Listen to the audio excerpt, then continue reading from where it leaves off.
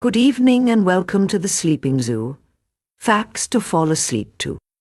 To stand in the presence of a bull moose is to witness a relic of a vanished epoch, a towering survivor that seems to have wandered out of the Pleistocene and into the modern world. The evolutionary trajectory of the moose, known as the elk across Eurasia, represents one of the most successful specializations in the history of the Cervidae family. While their deer cousins evolved for speed and agility across open grasslands, the ancestors of the moose took a different path, heading deep into the boreal forests and wetlands of the north. This lineage began to diverge millions of years ago, with the genus Alces emerging as a distinct entity roughly 2 million years ago. During the Great Ice Age, the ancestors of the modern moose navigated a landscape shared with woolly mammoths and saber-toothed cats. They survived the massive extinction events of the late Pleistocene, not by being faster than their predators, but by occupying a niche that few other large mammals could tolerate. They became the undisputed masters of the swamp and the snow, evolving a physical architecture that allows them to move through deep drifts and murky waters with equal efficiency. The sheer scale of a mature moose is difficult to comprehend until one is faced with their physical reality, often standing over 7 feet tall at the shoulder. This immense height is a direct result of their specialized limb structure, which features disproportionately long legs designed to clear fallen timber and navigate deep snow that would immobilize a standard deer. The bone density in these limbs is remarkable, supporting a body mass that can exceed 1,500 pounds in the largest Alaskan subspecies. Every aspect of their anatomy is an exercise in extreme adaptation, starting with the iconic hump on their shoulders. This is not a reservoir of fat like that of a camel, but a massive bundle of muscle and connective tissue required to support the weight of their head and antlers. The cervical vertebrae are thick and robust, acting as the foundation for the complex lever system that allows a bull to swing 100 pounds of bone through the air during the rut. Moving forward from the shoulder, we find perhaps the most specialized face in the animal kingdom. The moose possesses a prehensile upper lip and a highly elongated snout that serves several critical functions. This snout is filled with a complex network of blood vessels and nerves, providing an acute sense of smell and a delicate touch. The nostrils are equipped with specialized muscles that allow them to be sealed shut, a feature that hints at the moose's surprising life as an aquatic forager. When a moose submerges its head to reach for succulent pondweeds, these valves prevent water from entering the respiratory tract, allowing the animal to feed in depths that would drown other ungulates. This semi-aquatic lifestyle is further supported by the large, splayed hooves, which act as natural snowshoes and paddles.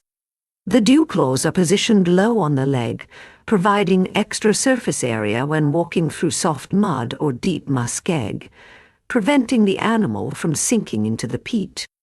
Beneath the throat of both males and females hangs a peculiar fold of skin and hair known as the bell, or dewlap. Though its exact biological purpose remains a subject of academic debate, current theories suggest it may play a role in scent communication during the breeding season. The bell is often more prominent in younger bulls and can be seen dripping with pheromone-rich urine during the rut, serving as a visual and olfactory signal of vitality. The cardiovascular system required to power such a massive frame is equally impressive. A moose's heart is a massive organ capable of pumping gallons of blood per minute to maintain oxygen levels in tissues that may be many feet away from the core. This is particularly challenging in the winter, when the moose must conserve heat while still powering its massive muscles through heavy snow. Their blood contains a high concentration of hemoglobin, allowing for efficient oxygen transport even in the thin, cold air of high-altitude forests. The most dramatic display of moose biology is undoubtedly the growth and shedding of antlers. Unlike the permanent horns of cattle or sheep, moose antlers are deciduous, meaning they are grown and cast off every single year in a feat of biological engineering that has no parallel in the human world. The process begins in the early spring, triggered by a shift in hormone levels as the days lengthen. Bone begins to erupt from the pedicles on the skull, growing at a rate of up to an inch per day. During this phase, the antlers are covered in a soft, fuzzy skin known as velvet. This velvet is a highly vascularized tissue, essentially a network of veins and arteries that deliver the massive amounts of calcium and phosphorus required to build several square feet of solid bone in just a few months. To provide these minerals, the moose must strip its own skeletal system of nutrients, temporarily inducing a state of physiological osteoporosis as it diverts every available resource to its head.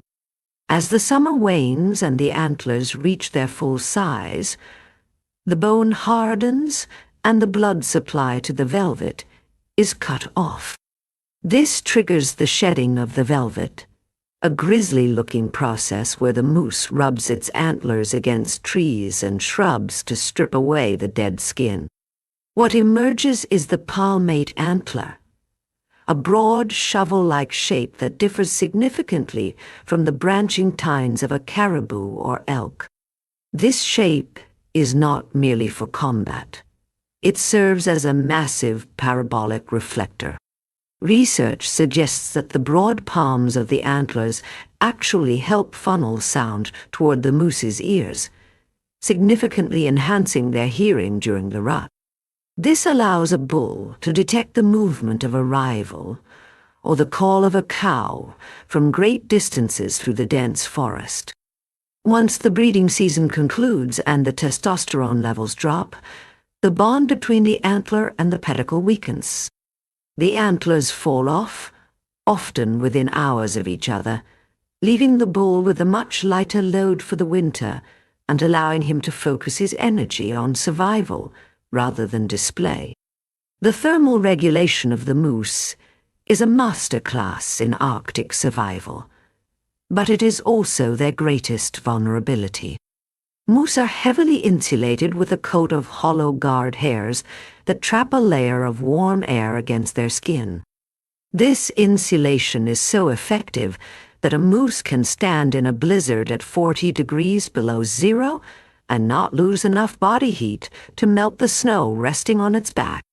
However, this same insulation makes them incredibly sensitive to heat. Even at temperatures as low as 50 degrees Fahrenheit, a moose can begin to suffer from heat stress. They lack the ability to sweat effectively, and their massive body mass retains heat with stubborn efficiency. To cool down, they must seek out deep shade or submerge themselves in cold water. As the global climate shifts, the moose's range is being pushed further north, as the southern forests they once inhabited become too warm for their specialized physiology to handle. This sensitivity to temperature is deeply intertwined with their unique dietary requirements.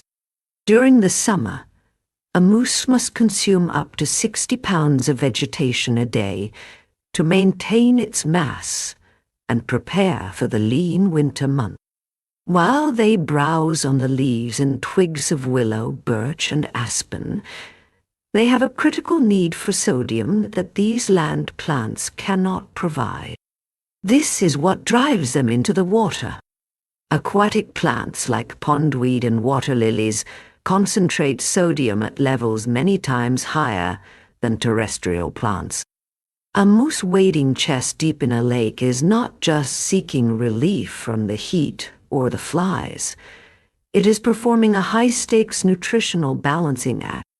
They will dive up to 20 feet deep, holding their breath for nearly a minute, to harvest the salty greens at the bottom.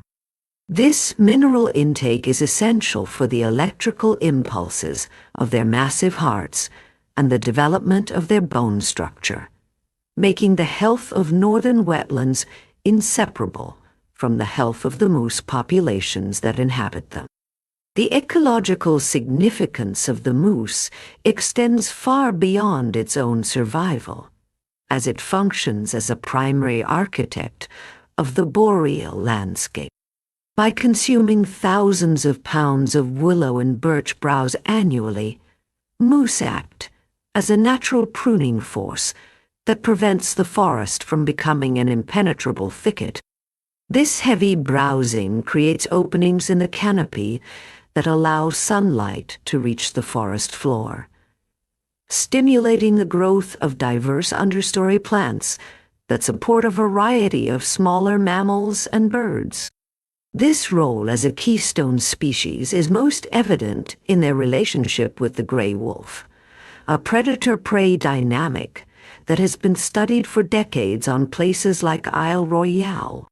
Here, the health of the entire island ecosystem hinges on the balance between the two, the wolves culling the weak and the old, while the moose provide the high-protein fuel necessary for the pack's survival. However, the moose's status as prey is not limited to the forest floor.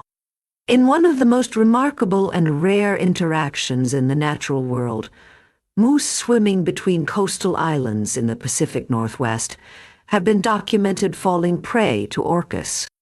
This marine predation highlights the moose's unique position as an animal that bridges the gap between the terrestrial, the aquatic, and the marine.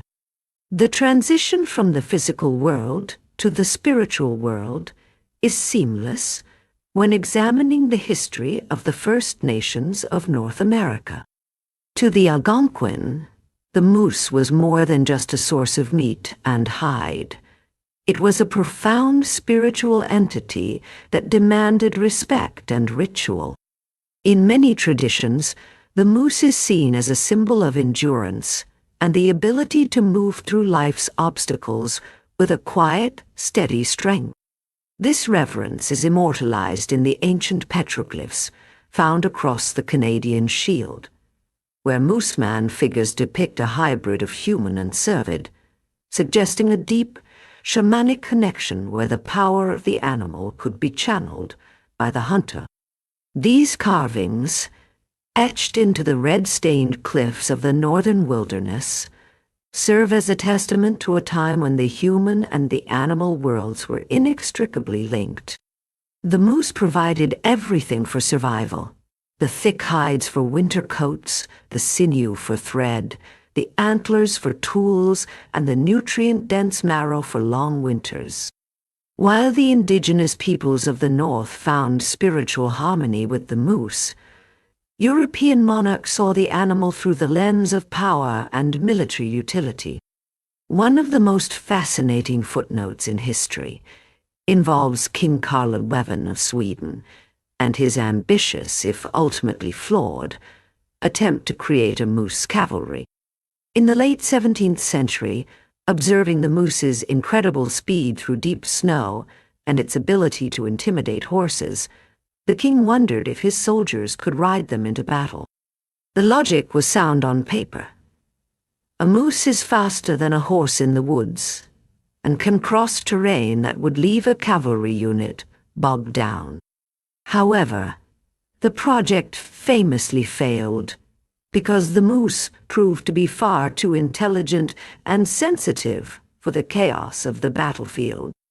Unlike horses, which have been bred for thousands of years to accept human direction, moose are solitary and prone to fleeing at the first scent of danger or the sound of gunfire. Furthermore, their susceptibility to heat and their specific dietary needs made them impossible to maintain in a standard military camp. The dream of a moose-mounted regiment remains a curious legend of Swedish history, a reminder that the wild spirit of Alces cannot be easily tamed. The biomechanics of how a moose moves through its environment are as complex as its history. When a moose transitions from a walk to a trot, it employs a lateral gait, moving both legs on one side of its body at the same time. This prevents its long legs from knocking into each other and allows it to maintain a steady speed of up to 35 miles per hour through thick brush. This gait is remarkably efficient for a creature of its size, minimizing vertical movement and conserving energy over long distances. Inside the digestive system, a different kind of efficiency is at work. As a ruminant, the moose possesses a 4-chambered stomach designed to extract every possible nutrient from woody, lignin-heavy browse. Through the process of rumination, or chewing the cud, the moose breaks down tough cellulose with the help of specialized gut bacteria. This fermentation process produces a significant amount of internal heat, which, while beneficial in the winter, contributes to the thermal stress they face in the summer months. In the modern era, the relationship between moose and humans has shifted from the spiritual and the military to the scientific and the structural. As human infrastructure has carved through the northern forests, the moose has become a significant factor in civil engineering, particularly in Canada and Scandinavia. The moose-vehicle collision is a unique problem because of the animal's height. When a car strikes a moose, the bumper usually hits the long legs, causing the 1,000-pound body to collapse directly onto the windshield and roof. This has led to the development of specialized road engineering, including massive wildlife overpasses and high-intensity fencing designed to funnel moose towards safe crossings. In Sweden, the moose test has even become a standard for automotive stability, ensuring that vehicles can swerve sharply to avoid an obstacle without rolling over. Today, the moose stands as a powerful symbol of the northern wilderness, a reminder of the raw, unpolished beauty of the subarctic. Its presence in modern culture, from the crests of provincial flags to the iconography of national parks, reflects a deep-seated human admiration for a creature that seems to defy the laws of proportion. Despite the pressures of climate change and the encroachment of urban life, the moose continues to navigate the deep snows and the dark waters of the north. Its survival is a testament to the success of an evolutionary design that prioritizes endurance over speed and versatility over specialization.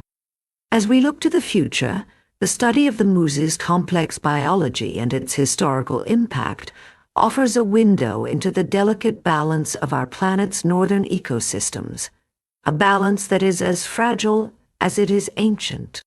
The onset of autumn in the boreal forest triggers one of the most violent and chemically charged spectacles in the animal kingdom, the rut.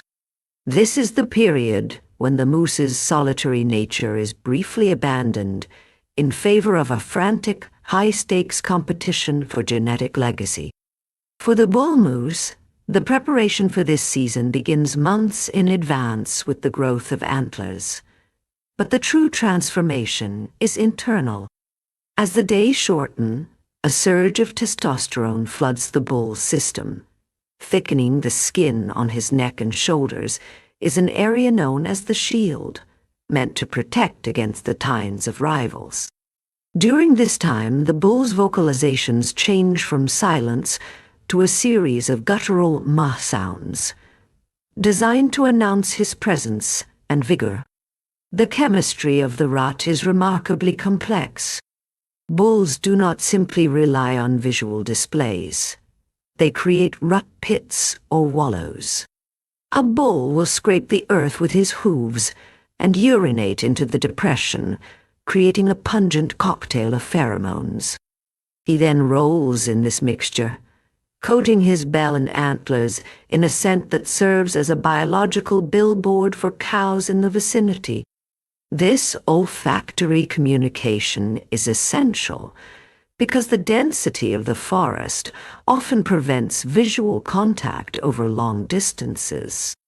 To a cow moose, the chemical composition of this wallow provides critical information about the bull's health, social standing, and hormonal readiness. If the bull is sufficiently impressive, the cow will remain in his company, often engaging in a tending period that lasts for several days before mating occurs.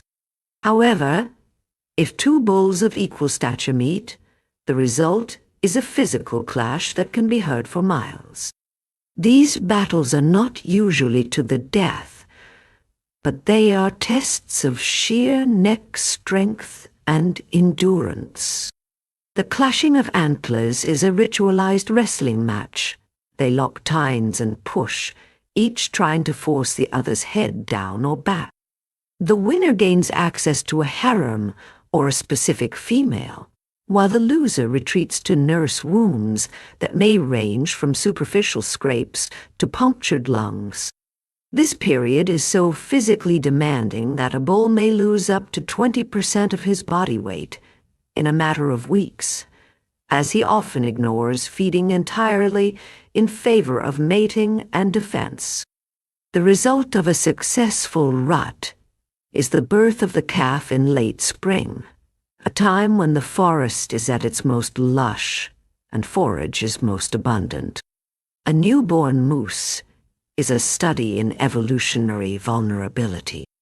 Weighing only 25 to 35 pounds at birth, the calf is a hider species for its first few days, tucked away in thick brush while the mother feeds nearby. Unlike many other ungulates, moose calves grow with a speed that is almost unparalleled. Within a month, they can weigh nearly 100 pounds, fueled by milk that is incredibly rich in fats and proteins. This rapid growth is a race against time. The calf must be large and strong enough to outrun predators like bears and wolves. By midsummer, and it must accumulate enough fat to survive its first subarctic winter. The bond between a cow and her calf is famously fierce. A mother moose is arguably more dangerous than a bull in a rut. She will not hesitate to use her front hooves to strike at anything she perceives as a threat. These hooves are sharp and backed by the full weight of a 700-pound animal, capable of cracking a wolf's skull or a grizzly's ribs. This maternal aggression is necessary because the survival rate for moose calves in their first year is often less than 50%. Between predation, drowning during river crossings, and the sheer toll of the climate, the odds are stacked against them from the moment they stand on their spindly legs. Beyond the visible threats of predators and cars, the modern moose faces a more insidious enemy, the winter tick, Dermacenter albopictus. In recent years, shorter winters and longer autumns have led to a population explosion of these parasites. A single moose can be infested with up to 90,000 ticks simultaneously. These ghost moose, so named because they rub off their dark guard hairs in a desperate attempt to relieve the itching, leaving only the white undercoat, often die of anemia and hypothermia. The energy required to fight off the blood loss and the loss of insulation is often more than their winter-stressed bodies can handle. This phenomenon is a direct consequence of a warming climate, illustrating how even the most robust creatures are susceptible to microscopic changes in their environment. Furthermore, the moose's reliance on cold water for thermoregulation makes them a sentinel species for climate change. When summer temperatures exceed 14 degrees, Celsius 57 degrees Fahrenheit, moose begin to experience heat stress. They spend more time standing in lakes or lying in shaded wetlands to cool down, which reduces the time they spend foraging for the high-quality nutrients needed for the upcoming winter. This metabolic trade-off leads to smaller body sizes, lower reproductive rates, and a general decline in population health across the southern edge of their range, from New Hampshire to Minnesota. Yet, despite these challenges, the moose remains an icon of resilience. In some areas, they are expanding their range further north into the tundra, following the shrubbification of the Arctic, where warming soils are allowing willow and alder to grow where only moss and lichen once existed. This northward migration is a testament to the animal's adaptability. It is a creature that has survived the transition from the Pleistocene to the Anthropocene, carrying with it the echoes of a prehistoric world. To observe a moose at dawn, standing knee-deep in a mist-covered pond, is to witness a living bridge between the ancient past and the uncertain future. It is an animal that demands we look closer at the world to notice the subtle chemistry of the forest floor, the complex physics of a heavy gate, and the fragile balance of a landscape where the loss of one giant could trigger the collapse of an entire web of life. The story of Alces is not just a story of biology. It is a narrative of survival against the odds, a testament to the quiet, unyielding power of the wild. As long as the northern forests remain, the shadow of the moose will move through the timber, a silent guardian of the boreal, reminding us that there is still room in this world for the strange, the majestic, and the truly wild. Thank you, and good night.